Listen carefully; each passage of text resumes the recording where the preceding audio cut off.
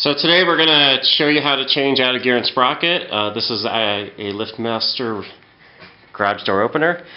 Usually you can tell that the opener has blown out its gear or sprocket by looking at how much sag is in the chain. And as you can see here, it's sagging down pretty far, and that's a good indication. The other indication is when you try to use the opener. Nothing happens. So as you can see, the motor's running, but nothing else is happening. So that is a gear that's stripped out.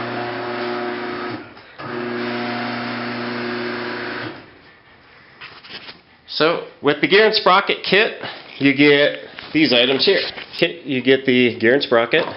You get the worm gear that drives the gear here. You get the grease, and you get all of these bearings and bushings. The bearings and bushings and this gear, 99% of the time, you do not have to use or replace, which makes your change out of the gear really super easy. So we're going to put these to the side. First step is to take off the cover, and we'll be back once the cover's off. Okay, so removing the cover, you want to make sure that you unplug the unit first. So now we have no power. That makes sure that you don't burn out any circuitry inside once you're messing around in there. And to get all of the screws off on the cover, you just use a 1/4 inch socket. That'll pull it right off. On this one we have 2 screws on the top on both sides, and then on the bottom we have a screw here. So the screws that come out are going to have 2 different types of threads, and this is one of the threads here. As you can see, it's very thin threads, and then the other thread, if you look here, is a much more aggressive thread. This one is always going to go from the metal to the metal, and the ones that have the bigger threads like this are always going to go into the plastic. So keep that in mind when you're putting everything back together. So now we're going to pull the cover off.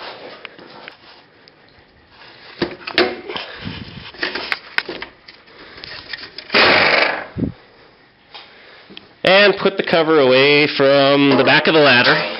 As you can see here, all of this white stuff is from the gear inside. So that is a shredded gear, and we'll look inside and see how that looks too. So when you look up here, you'll see all kinds of white stuff everywhere. This is all from the gear. And then when we look on the other side, we're going to see that this gear is pretty torn to pieces. So inside here, you're going to use a 5/16 to get everything taken apart, okay? So the first thing you want to do is unplug this little plug right here. This is the RPM sensor plug.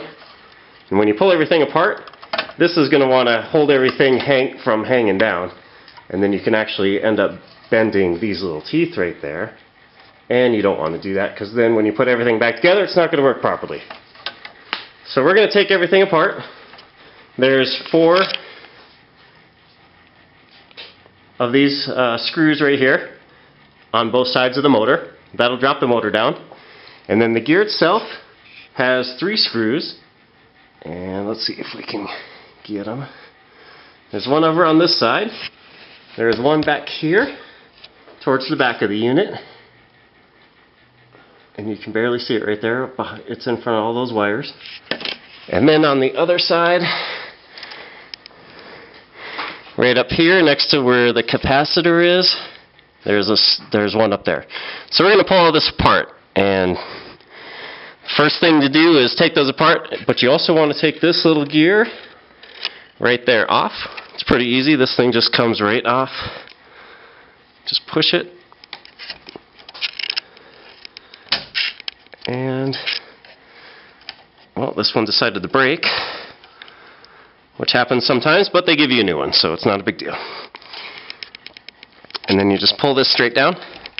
And what that does is it allows you, once you have dropped the motor down, to actually just pull the shaft out of this little part right there.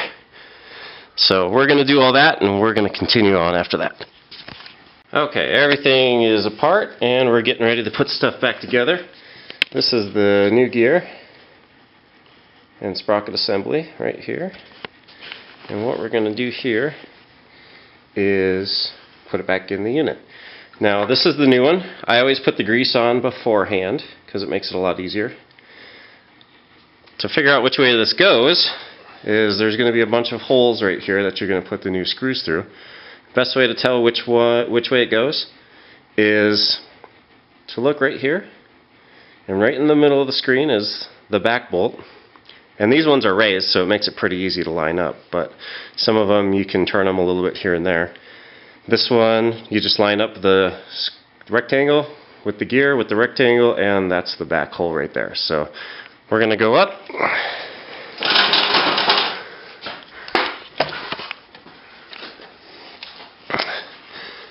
And we're going to stick this right down the way it should be.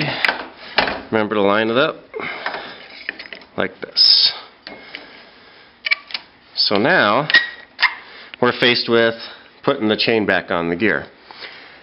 It doesn't really matter where the chain is, but the easiest way to get this thing all put back together is to make sure that the trolley assembly has everything lined up. And then from there it makes it really easy to figure out how to set your assemblies before you start running the garage door.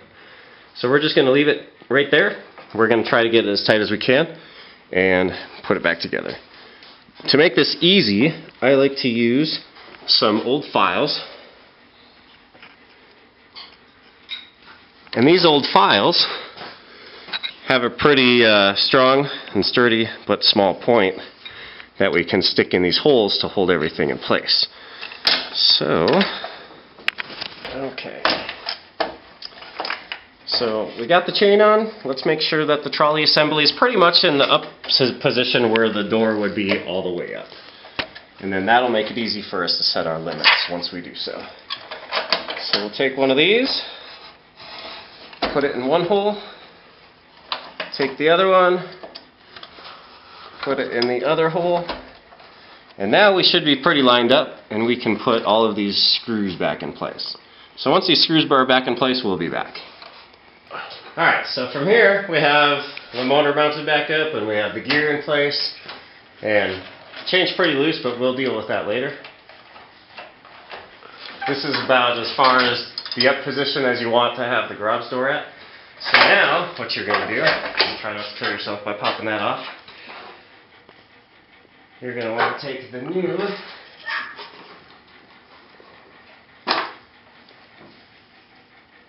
wheel and catch right here. What this is going to do is this is going to move the trolley back and forth for the opener. Now, 99% of the time this is down and this is up. So as you can see, the trolley assembly is almost down. So if we were to put it back together, just pop this on. The second we run it, it's going to go down. And in this case, it would move the trolley probably about to here. And then it would want to go back up when you hit the button. And it would just go up here and crush the unit. So at this point, you're going to take this little screw right here. And you're just going to go all the way until you have it to the up position.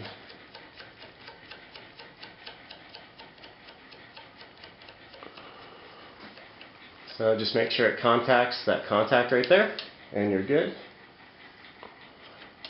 Then you can go ahead and slip these pieces on. And then when you fire up the unit, you're going to be in good shape. Make sure that you have the RPM sensor plugged back in.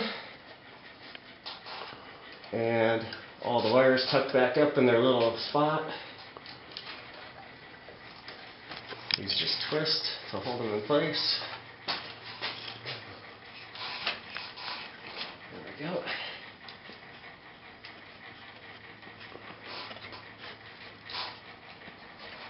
And then make sure that this plastic piece on the end of the drive shaft hasn't been really moved, and that it actually is going between the two little terminals right here for the RPM sensor.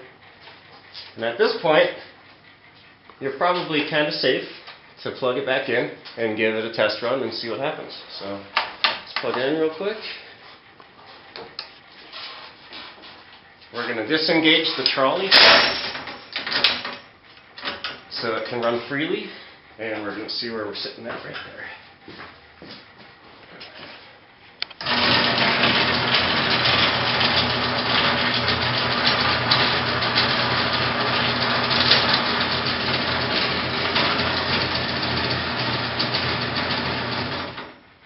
Pretty rough, but that's because the chain is pretty loose, so we're going to adjust the chain before we let this thing go. But everything seems to be working good. It's going to go down pretty far. In this case, it's pretty close to the door, so we're going to want to adjust this so it moves this way a little bit. And if you can't remember which way it goes, you just look at the cover. And in this case, if you want it to go down further, you go counterclockwise. If you want to go up further, you go clockwise. So, we're going to go clockwise just a little bit after we run it.